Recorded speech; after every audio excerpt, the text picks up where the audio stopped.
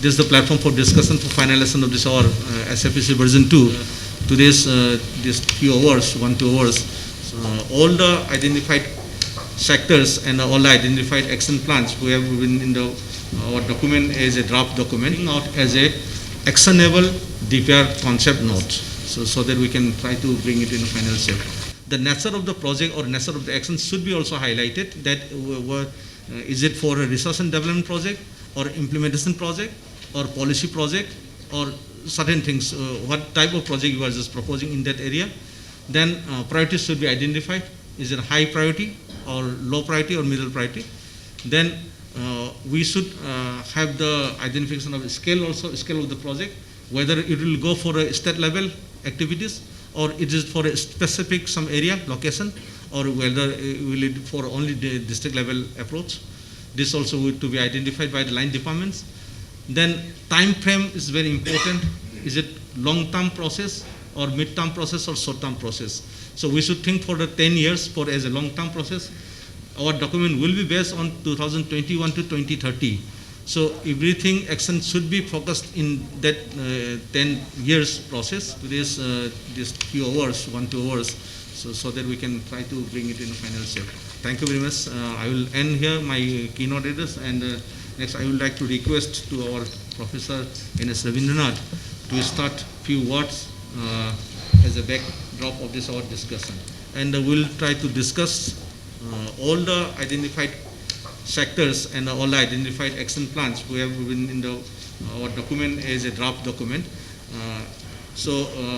Please take some seriousness on that today's this few hours, 1-2 hours, so that we can try to bring it in a final shape. Thank you very much. I will end here my keynote address, and next I would like to request to our Professor N.S. Ravindranath to start few words as a backdrop of this our discussion. And if you look at the emissions, the left side, there are many scenarios of future. We are emitting roughly about 40 billion tons in 2015. And if you don't do anything, we'll continue. There's enough coal, enough oil in the world, enough natural gas. We can blow up the world and use annually 120 to 150 billion tons of CO2 emissions could be. It's possible, in the next coming decades. According to as agreed in the Paris Agreement, we have to keep the global mean temperature at 1.5 degree or below. But we are already 1.2, so we only have 0.3 degrees, another 10, 15, 20 years to save the world.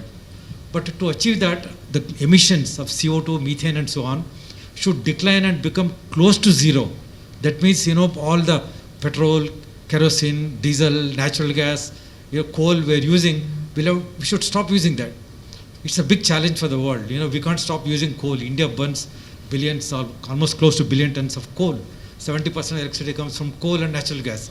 So it's a big challenge for the world, not only for India, but for China, for many other countries. In the future, warming could be anywhere between, if you ask me, 2 to 4 degrees, which, even at 1.1 degree, the worst floods in Germany, the worst forest fire in Canada, the hottest weather in Canada, the droughts, consistent droughts in California, forest fire in Australia, forest fire in Europe, forest fire everywhere. Extreme events are happening all over the world, even India also. In South India, Kerala, Karnataka never had floods like we had in the last 3 years.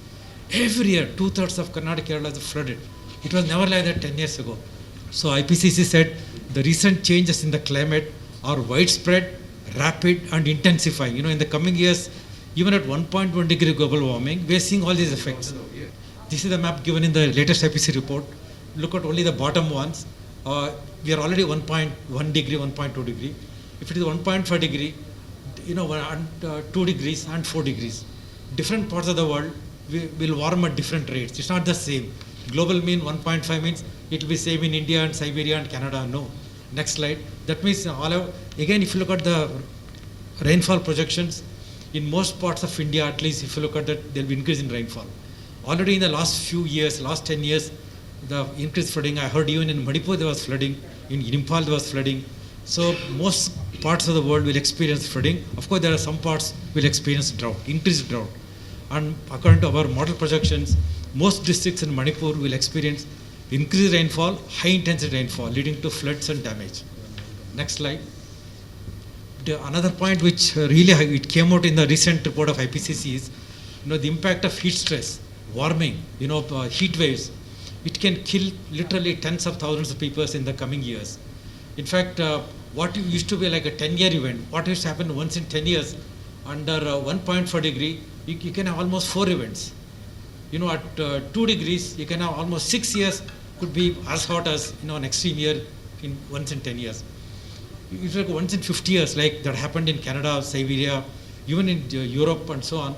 It could be like you are 2 degrees, almost, every third year, fourth year, could be an extremely heat stress year. The new studies show that nearly 1.5 billion people will be exposed to heat stress. Heat stress means it's not just few days of discomfort. It affects your health. It affects people could die. People cannot work, especially poor. So heat stress is identified one of the major crisis that's going to hit us in the coming decades. As an important component of strategy planning. And so you are talking about having a Manipur adaptation plan. So I would like to know where do you fit the thing? Thank you. I forgot to mention that for the first time, in the Glasgow Accord, where everyone agreed, civil society, NGOs have been mentioned, youth have been mentioned many times. So I think everyone agrees that we should involve the youth and civil society and citizens, in preparing, implementing and monitoring adaptation and mitigation projects. So I think here, if you are preparing an adaptation plan at state level, obviously implementation will happen at a village level or at a household level. So really, governments cannot do everything. They can't go to household level. It's only through NGOs, schools, and maybe civil society and others you can reach local communities, households, farmers. I take your attention on the fourth one, rehabilitation of eco restoration and of degraded forests. Here, all these areas are under our regular operations only. So, in order to update you with the latest happenings with regard to the climate change action plan, I would have to get the information from the districts, for which I'll have to consult the districts thereafter. And for other things, I believe whatever as a department, the comments for the department, those I'll be able to render after consultation with the entire department, entire hierarchy of our that is being taken up. And community forests in Manipur as such, this category does not exist. Community forest here, what I understand as community forest is those owned by the community. So in Manipur, we have unclassed forests mostly. Some are reserve forests around 1400 hectares and protected forests, but community owned forests are not there. However, all the unclassed forests, communities depend upon those forests. So that category obviously is not in that same exact legal designation. Secondly, I don't understand why when you are saying there is no community-owned forest in Manipur. I work in many village areas. Community-owned forest is very much there. So I don't know why you are saying that. But it is not designated as community forest. For example, even in protected forests, community are dependent, community are using those forests for firewood and charcoal. But those are protected forests. Those are not community forests. That was my point of putting it forward. For your information, sir, all the unclassed forests in Manipur is also under our working plan. Under our working plan, all unclassed forests of Manipur are also covered under working plan. So basically, we will say that the unclassed forests will be under the department. Forest department does not. It has its own working plan, which is approved by central government, and after this 96 verdict, it is also approved by Honorable Supreme Court. So we have to go according to that working plan. It is formulated for 10 years for each division. So first thing is that Indian Forest Act is there. Based on that, forest department, all forest department in India, they have classified the forest, and that Indian Forest Act is in existence since 1927 and with few amendments. And we classify the forest, means the forest department first has to classify the forest in reserve forest, protected forest, village forest, and unclassified forest also. And now there is a thing, when respected sir presented this, and very clearly he mentioned that we need to have a very localized state action plan on climate change. That's why we need to understand the way of working of each and every department. Apart from that, their power and limitation as well. Agriculture, what is the area of agriculture? What is coming under agriculture or not? Academician can say everything, every kind of research they can do, but whether they are having any legal support to access that particular area or not, what they are claiming. That's why I am interfering on that. Forest department all over India governs at least 99% of the forest.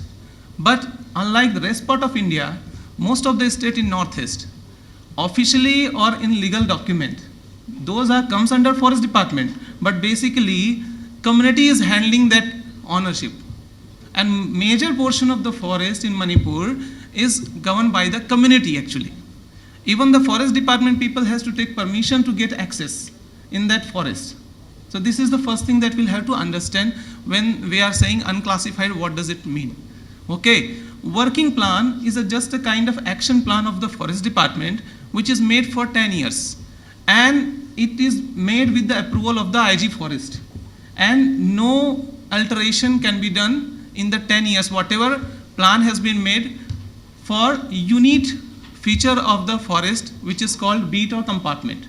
So we have all, means forest department has already having one action plan, which compartment has to be managed in what way. For example, any compartment is dominated by the bamboos, so how the bamboo resources will be managed for next 10 years. Any compartment is dominated by the mixed forest, so how that mixed forest is going to be managed for 10 years. So this is the importance of the working plan. Here, most of the working plan are hypothetical or theoretical, because as I said, most of the forest is already ruled and owned by the community only, and working plan has to be made by the forest department in according to the orders from the forest department, and Supreme Court also has ruled that. That's why we have working plan for that. Soon it will be announced, and the new Greening India revised version will be consistent with NDC. What does NDC say for the forest sector? It clearly says to sequester 2.5 to 3 billion tons of CO2 through additional forest cover and tree cover and additional forest carbon sinks. That means we should discuss here projects, concepts. I know everything is important in this world, but only those projects which are aligned with NDC, which will be aligned with Greening India mission, which is being revised. Greening mission, revised mission, I've seen the document, it's consistent with NDC. How to achieve 2.5 to 3 billion tons, and each state will have some share of that. Let us focus only on those components which are consistent with NDC. I'm telling you how we can include activities to increase forest cover and tree cover, to contribute to 2.5 to 3 billion tons of CO2 sink. That's the main thing. You can do a lot of other things also, but just to be on the top. Thank you. Every 38 years, and another variety of the bamboo, every 48 years, bamboo mass flowering is there. All the, particularly Tamil Nadu district and Nonate district, totally soil will be better. That will be helping in climate change also. What is the plan? Actually, we have to see long-term plan, not short-term plan. How you will just what to say, do the planning about that particular what to say mass bamboo flowering to replace by any what to say this one forest plan. So such things the forest department has to look into matter. No? Green India Mission, National Bamboo Mission, and National Afforestation Program. These are three major programs which are already being implemented by the department here, with each scheme being implemented with their own annual action plan, annual program also, which is duly approved by either ministry or the secretariat. Secondly, why forest department is not involved in many of the activities, as sir mentioned, that is a peculiar setup in Manipur. In rest of the country, like you mentioned, horticulture, forest department since British times, it has been operating on the lands, on the area which was meant to be a government land. Britishers set that land aside, and that was not private land. Horticulture department is concerned with private, and agriculture department is also concerned with private. In any of the part of country, forest department is mainly managing 23% of country's area. But in Manipur, in spite of there being a lot of forest resources, our area of operation is very limited. Now, technically speaking, in most of the effective states, most of the large states, Environment Directorate also comes under Forest Department only. In fact, the ministry itself is named as Ministry of Forest, Environment and Climate Change. So that is not something for us to comment. That is how the administrative setup works in Manipur. That is for the people in secretariat and in political offices to decide. So, but whatever is under our jurisdiction, we have been implementing it with respect to our annual plans and working plans and the perspective plan that is there. So, the general thing is that the policy parameters have been changing so fast in the last few years. So therefore, these guidelines keep on, keep on overlapping. Say, for example, your forest department is not aware of the points that about those some other aspects. You have been working under some other guidelines. And in fact, I also had worked on the vision document for Manipur, and we have a fairly good exposure to the SDGs. But again, we realized that many things must have changed. And there is also a very big question about the localization of all the objectives. So we are trying to do that, So we have been trying to do that. Just for framing of the water station plan for climate change. So there we have discussed various issues we discussed. Right from the spring shades, right from groundwater, right from subsurface water availability. So those things have been discussed in the workshop that was held on 23rd. So here we have come out with certain scenarios which we thought will be more viable. And to work is, so if any member from the chair is having any objections or any queries or any sort of comments on that one, you're most welcome to give us suggestions to find out the mistakes or the gaps if anything is pointed out. So first we have focused on the rejuvenation of water resources. First, spring sets are there. Then as we find out inventory, then for flood management, which is very much which is a very critical issue here, because we are having excess water in the unnecessary time, but we are not having water in the required time. So because all of us we are all buying water from most of us are buying water from our tankers. So that is one additional issue. Then we are having another conservation of artificial water bodies, or we have to construct more of this. So at the same time here, then the last point, which one more thing is there, that is the revision of the state water policy. So these things are to be addressed. So if anybody any of the experts are having any on this issue, because water is a very core issue here. So everything without so please lend me your suggestions so that we can have this thing.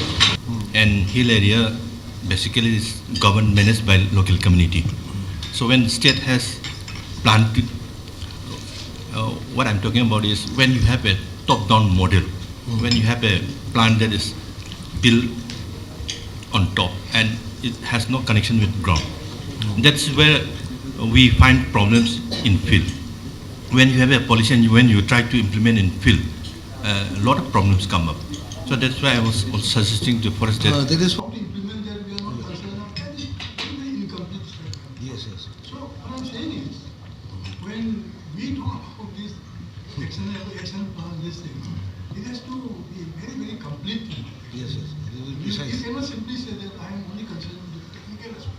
How we implement that and how, as Rajesh says, Rajesh said it, he is going to say repeatedly.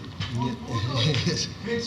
So- How to incorporate Some idea the- was, some idea was, No, these issues actually, if we don't include this part, implementation will be very, very difficult, because you cannot implement things, action program in the vacuum. It has to be done at the ground level. Now, if you don't involve the community, if you don't involve the local level, local people, so how to involve them, how to actually, make them aware. And this is one of our objectives also. We are going to make the general population, not only the, decision makers, about the various implications of this climate issues. Now there, so these local things should be incorporated. So what I just feel is that, whenever we are talking about the action plans, those things also should be taken care of. And if the other action plans that are come up, they are also without any concern about these local issues, then again they will have the same problem. yes, sir. So, Mr. Kumar, actually, I will request you also to ensure that all these action plans should be very, very comprehensive thing, not, something which is to be kept in the labs and laboratories. It has to be shared with the people. Yes, Actually, the point I am making is, we should actually incorporate that issue also. Yes. Of involvement of the local. Then our expert comments, technical things will be more meaningful. See, Government of India has requested all states to revise the action plan at a state level.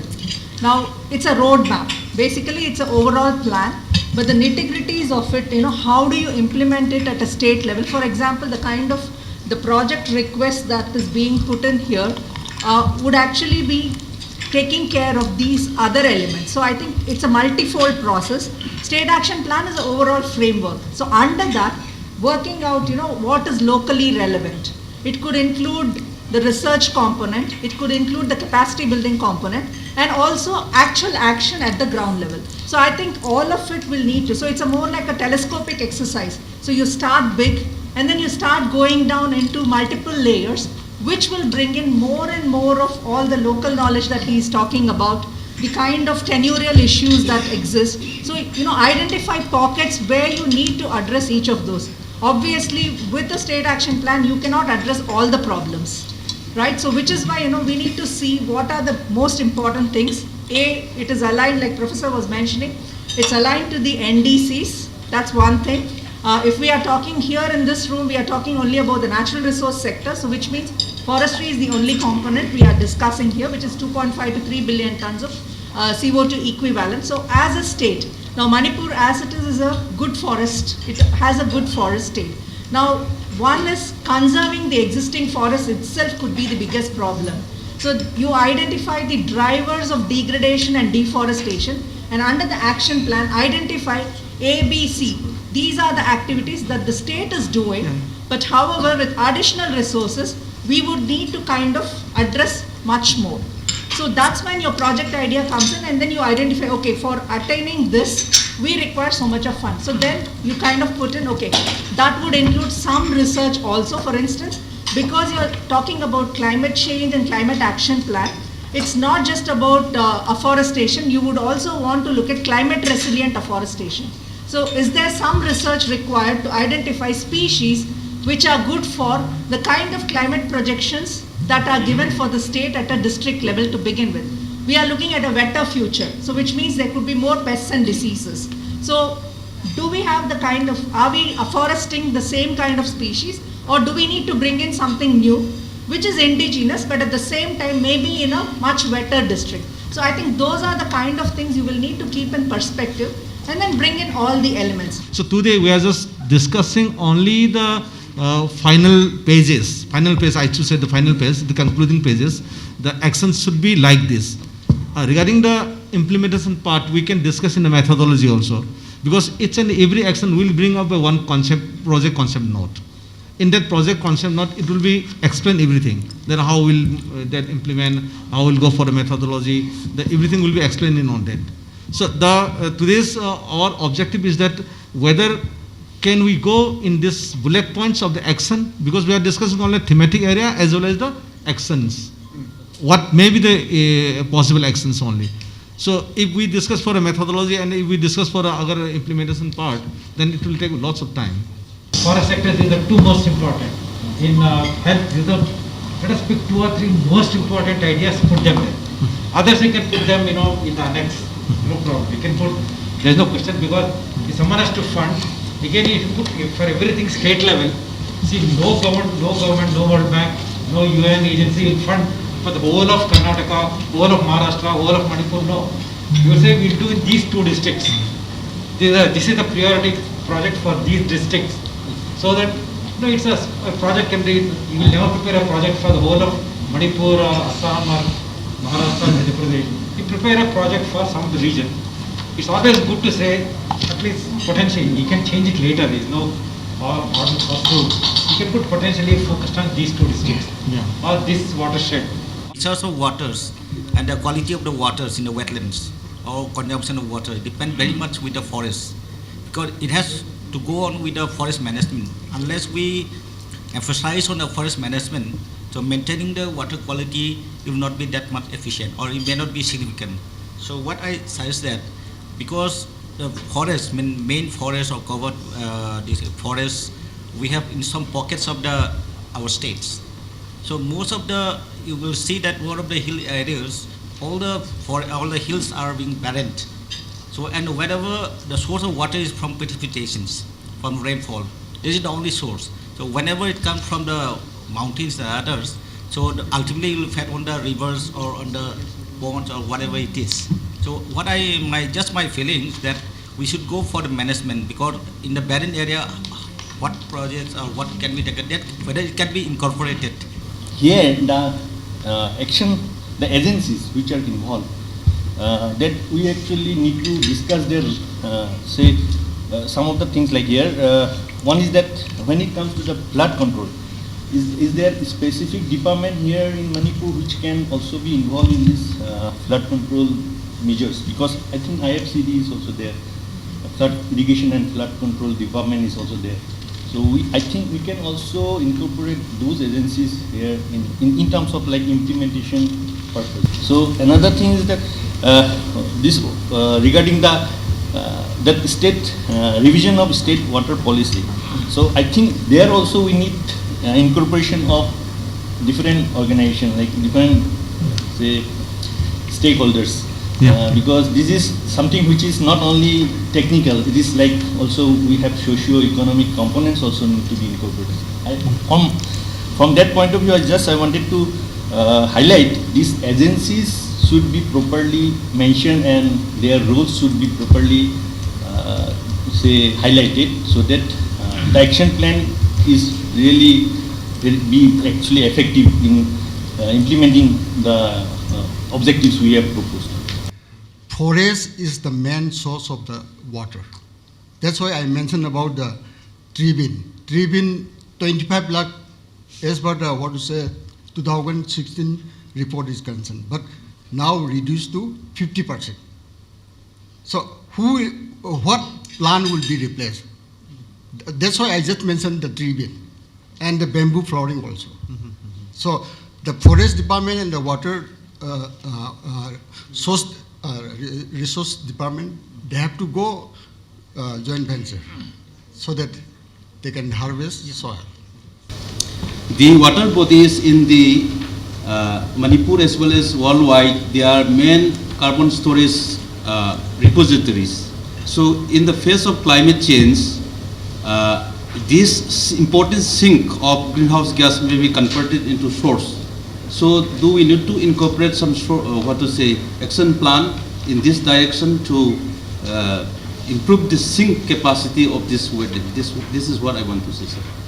This climate risk management of crops and animal husbandry. And that point, I would like to add one more point, that is mapping of livestock diseases, specifying these zone, areas, blocks and districts. So for that we have already worked out, and for the last 15 to 20 years I can give the data also. Then another problem has come up, that is everybody must be knowing that there has been emergence of new livestock diseases. For example, there is one African swine fever. There is one disease in pigs. Especially, it was first reported from the Kenya of South Africa in 1950. Then later on, it was prevailing this Middle East, Europe. Then it migrates towards the Asian countries, and in 2018-19 it came to China. So there a lot of pigs were killed, means destroyed, and they were burned out. And we were very much aware that it may come to our India also. So I saying during 2019 and 20, the disease has emerged in India towards the northern side, that is Arunachal Pradesh and Assam. In Arunachal Pradesh, there were 3 districts were affected, and then later on, and simultaneously within a few weeks, it was spread to Assam, affecting 6 districts. Then somehow it came to our Manipur during last November and December 2020. But still now, of course, we have successfully controlled it. So such things are very unexpected diseases. These diseases are coming from different places due to this climate change, due to global warming. So here also I would like to add regarding surveillance of emerging livestock diseases.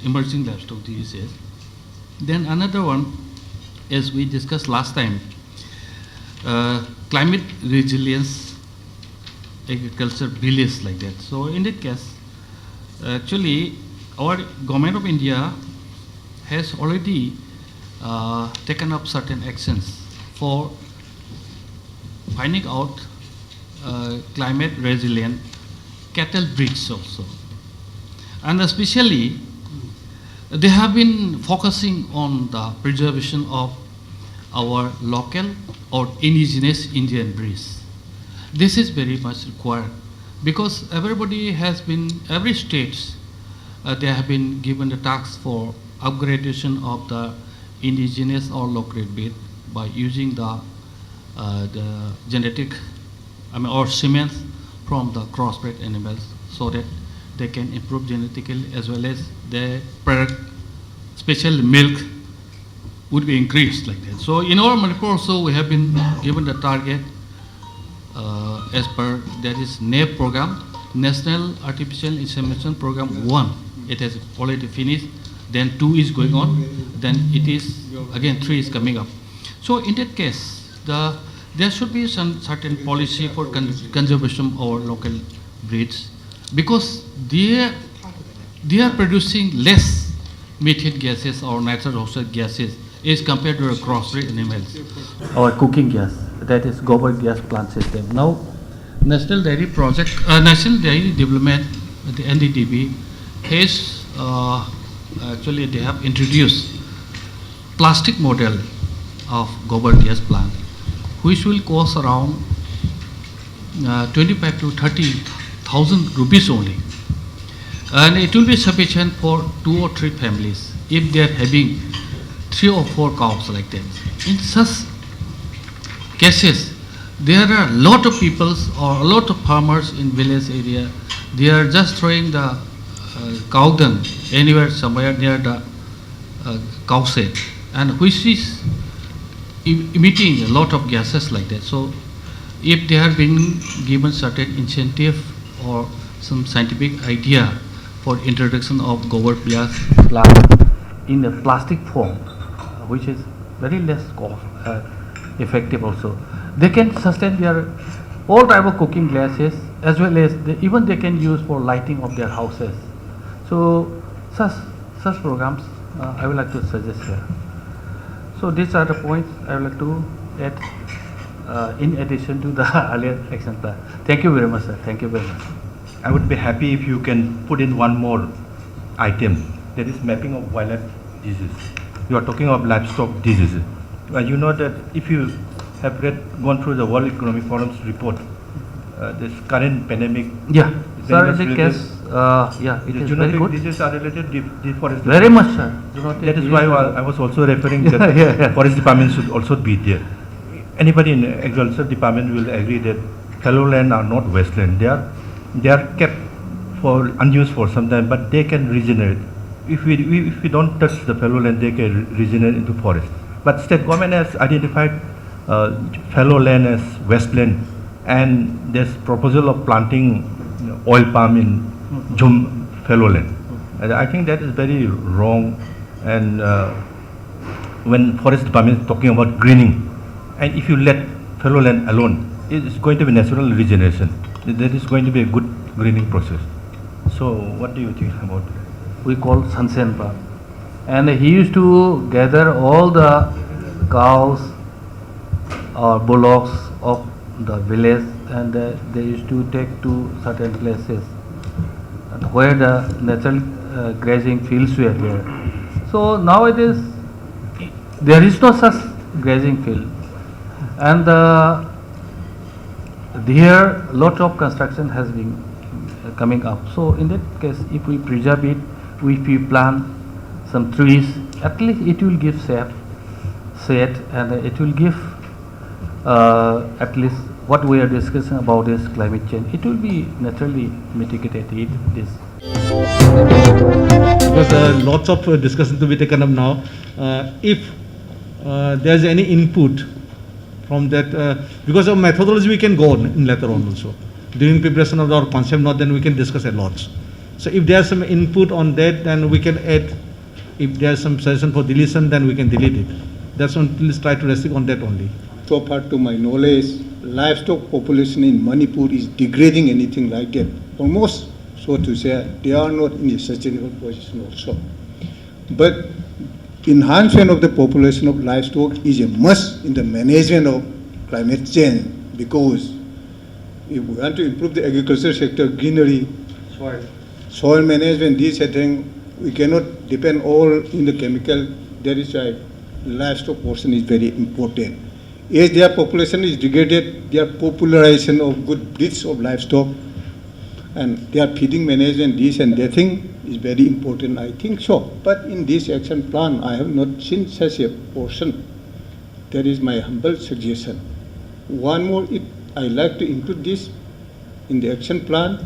And suppose if we want to popularize the breeds of the livestock, which breeds we should give emphasis, whether imported one, existing one, or local one, or hybrid mode, which one we should give emphasis. In my opinion, hybrid is better.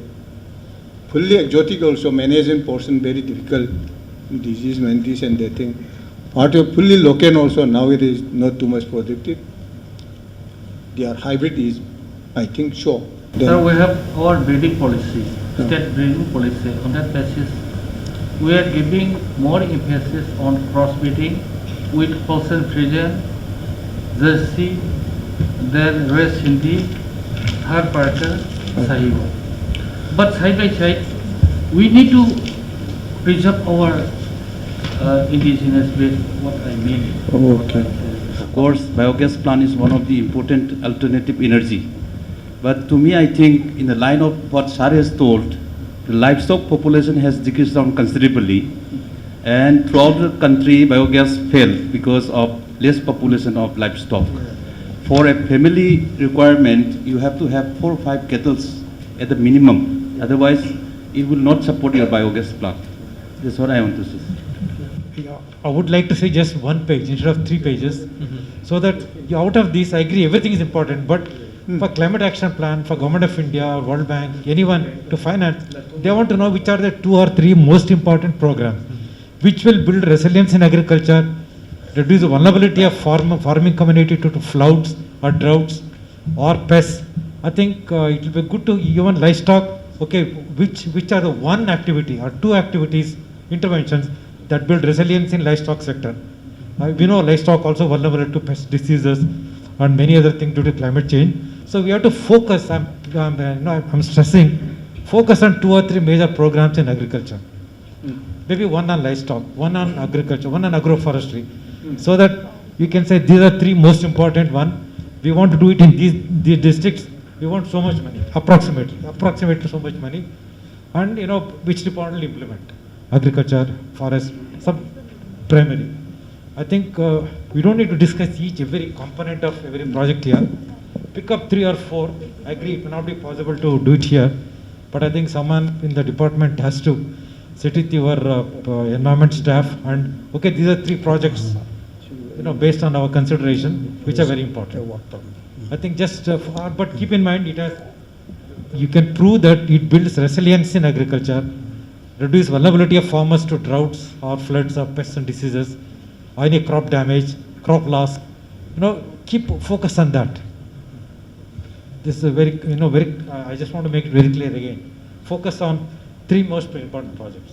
Keeping in mind how it builds resilience. Can I answer 3 questions I will ask you? Will it build resilience in farmers or agriculture? Will it reduce the vulnerability to drought, floods, or any other extreme events? Will it build adaptive capacity? Because building adaptive capacity, reducing vulnerability, enhancing resilience are the 3 mantras. Every project you mention, think how it contributes. If yes, include it. State policy for agriculture and allied activities. I think that there should be a specific agenda for mapping and management of Jhum field, because Jhum, as you see in all the hill districts, is a major factor for massive deforestation, then loss of microwater sets, leading to so many factors, siltation, drought, whatever. So I think if this becomes one of your priority area, like you're suggesting limiting to 3-4 agendas, I think people will also agree, because you go to Sandelu, Ukrul, Senapati, wherever, all the hills are gone because of basically Jhum and other forest depletion activities, timber logging, whatever, bushfire and all. So I think this can be a priority sector in agriculture. Thank you. Actually, integrated crop management is very important action plan as far as agriculture is concerned. Under this, it will come the integrated nutrient management, integrated pest management. So integrated pest management is very important as far as this one, just reduce the climate change, because nitrogenous fertilizer like chemical fertilizer, urea and all, they used to produce the 3 gases. First one is nitrous oxide, second one is carbon dioxide, third one is ammonia. So these are helping that climate change to increase the temperature. Same thing in case of the pesticide formulation also. 3 gas, biogas, used to release when they are formulating the chemical pesticide. First one is methane, second one is nitrous oxide, third one is carbon dioxide.